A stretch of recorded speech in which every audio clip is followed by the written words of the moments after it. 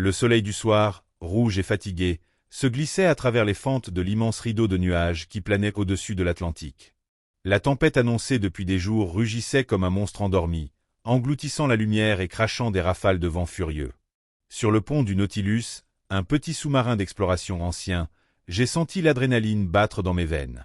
À 10 000 des côtes irlandaises, sous les eaux agitées, reposait l'objet de mon obsession, Dom Mor, la ville engloutie. Pendant des années, j'ai fouillé des archives poussiéreuses, déchiffré d'anciennes cartes et scruté les légendes murmurées dans les tavernes portuaires. L'histoire de Dom Mor était un mystère, un récit de magie et de tragédie qui hantait mon imagination. Une ville construite en pierre noire, prospère et vibrante, qui a disparu sous les vagues lors d'une nuit fatidique, emportée par une fureur inconnue. Certains disaient que c'était un châtiment divin, d'autres, la colère d'un pouvoir ancestral. La vérité, j'espérais, se trouvait dans les profondeurs sombres et froides. Le Nautilus, avec ses phares puissants, était mon seul espoir. À côté, sur le tableau de bord, se trouvait Maya, ma fidèle compagne et experte en sonar. Ses yeux bruns, habituellement pleins d'énergie, reflétaient l'attention du moment. Elle était la seule personne en qui j'avais une confiance aveugle, la seule qui partageait ma passion pour l'histoire et l'inconnu. La pression est stabilisée, a informé Maya, sa voix ferme malgré le tremblement du sous-marin. Nous sommes à 300 mètres de profondeur. Le sonar a détecté les premières structures. Préparez-vous à ce qui va suivre. Mon cœur a martelé dans ma poitrine. J'ai serré les commandes, mon corps tendu. L'obscurité épaisse, comme de l'encre, a englouti le Nautilus. La seule lumière provenait des phares qui fendaient l'obscurité, révélant un spectacle à couper le souffle. Des rochers grotesques, recouverts d'algues fluorescentes, formaient des murs imposants, et au milieu d'eux, des silhouettes sombres de bâtiments. Dom Mor était là, intact, mais irrémédiablement perdu. Peu à peu, la ville s'est révélée. Des rues pavées de pierres sombres, des maisons aux toits effondrés, des arcs d'entrée majestueux et au centre, la tour imposante de la cathédrale, sa croix encore fièrement dressée vers la surface. La beauté mélancolique de la ville engloutie m'a laissé sans voix. C'était comme si le temps s'était arrêté au moment de la tragédie.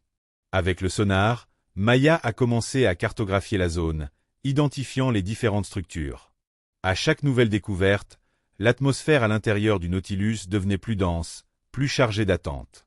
J'ai senti une présence, une sensation inexpliquée que nous n'étions pas seuls. « Elias, j'ai détecté quelque chose », a dit Maya, sa voix étranglée. À l'intérieur de la cathédrale, quelque chose bouge.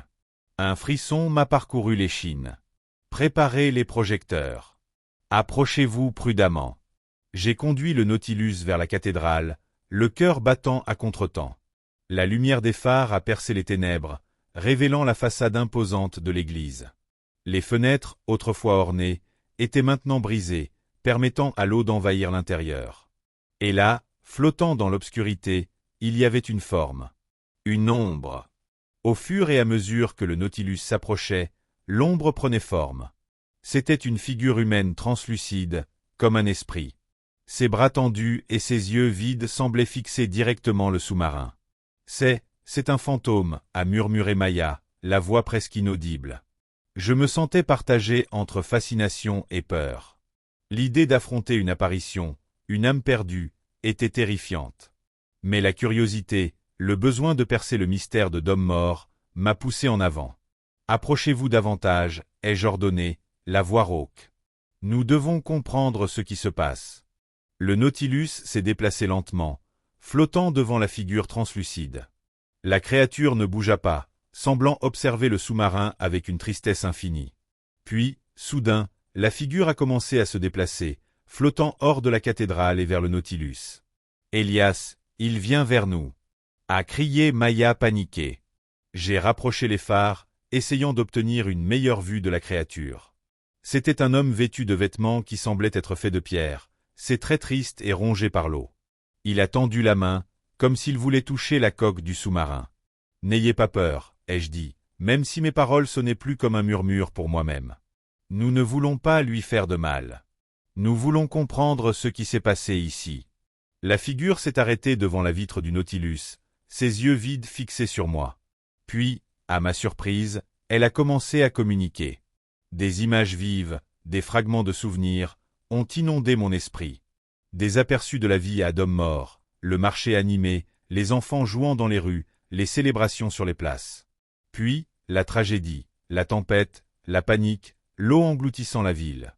Et au centre de tout, une énergie sombre et puissante, un pouvoir inconnu qui a détruit Dom Mort. La vision s'est terminée, et la figure s'est retirée, ses yeux toujours fixés sur moi. Elle a pointé vers le centre de la ville, vers un point précis, un endroit qui semblait être le cœur de Dom Mort. Il nous guide, a dit Maya. Il veut que nous suivions. Sans hésiter, j'ai viré le Nautilus et j'ai suivi la figure spectrale, pénétrant dans le labyrinthe des rues englouties. L'esprit nous a conduits à travers des ruelles étroites, contourné des bâtiments en ruine et, finalement, nous a conduits à un endroit qui semblait être une place centrale, un grand espace ouvert entouré de bâtiments imposants. Au centre de la place, il y avait un objet mystérieux, un énorme bloc de pierre noire, recouvert d'étranges runes. « Qu'est-ce que c'est » a murmuré Maya, regardant le bloc de pierre avec appréhension. La figure a flotté près du bloc, le touchant avec sa main translucide. Encore une fois, les images ont inondé mon esprit. Cette fois, la vision était plus claire, plus intense. J'ai vu le pouvoir sombre qui a détruit Dom Mort. C'était une force ancienne emprisonnée dans la pierre qui cherchait la libération, déclenchant la catastrophe. J'ai alors compris la vérité derrière la légende. Dom Mort n'a pas été victime d'un châtiment divin, mais d'un pouvoir ancestral qui s'est révolté. Et les fantômes qui erraient dans la ville étaient les âmes de ceux qui avaient été tués par cette force, pris dans un cycle de souffrance. La figure s'est retournée vers nous, pointant vers le bloc de pierre, puis vers elle-même et enfin vers l'extérieur du Nautilus.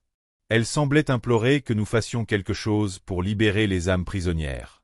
La tempête rugissait à l'extérieur, les vagues se brisant contre la coque du Nautilus. La pression dans les profondeurs était implacable.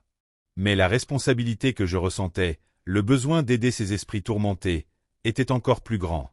Nous devons découvrir comment les libérer, ai-je dit, la voix pleine de détermination. Maya, vous devez analyser les runes sur le bloc. Peut-être qu'elles nous fourniront une piste. Maya a hoché la tête, ses yeux fixés sur les inscriptions. Elle a commencé à travailler frénétiquement, utilisant les ordinateurs pour déchiffrer les anciens symboles. La pression augmentait, le temps était limité. Pendant ce temps, l'esprit planait autour de nous, semblant impatient.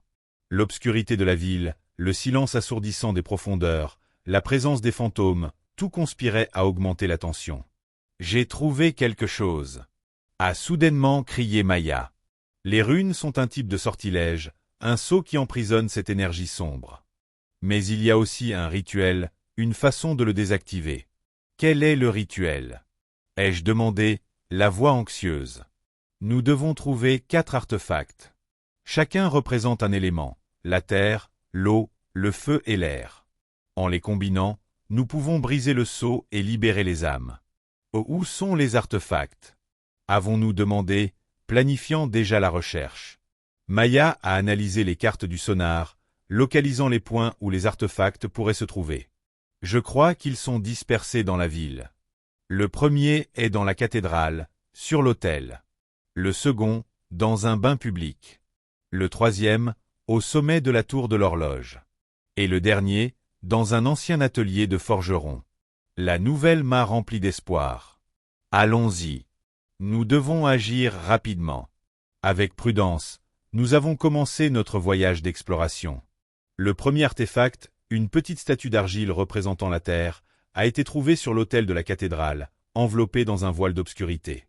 L'esprit nous a guidés, écartant l'énergie sombre qui protégeait l'artefact. Le deuxième artefact, une coquille contenant de l'eau, a été découvert dans le bain public, au milieu de mosaïques et de colonnes effondrées. Le troisième, une plume symbolisant l'air, a été trouvée au sommet de la tour de l'horloge, où les vents hurlaient et où la ville semblait s'étendre fantasmagorique devant nous. À chaque artefact récupéré, le pouvoir sombre semblait s'affaiblir. L'esprit, autrefois mélancolique, montrait des signes d'espoir. La recherche du quatrième artefact, le feu, nous a conduits à l'atelier du forgeron. Là, au milieu de fours et d'enclumes rouillées, nous avons trouvé le dernier artefact, un petit blason de métal représentant le feu. Avec les 4 artefacts en main, nous sommes retournés sur la place centrale, au bloc de pierre. Maya, suivant les instructions trouvées dans les runes, a disposé les artefacts en cercle autour du monument. Nous sommes prêts, Elias, a dit Maya, la voix tremblante. Nous avons rassemblé nos dernières forces. La figure translucide s'est approchée, ses yeux fixés sur nous, attendant. Je savais que c'était le moment décisif. Si nous faisions une erreur, le pouvoir sombre serait libéré et Dom Mort serait perdu à jamais.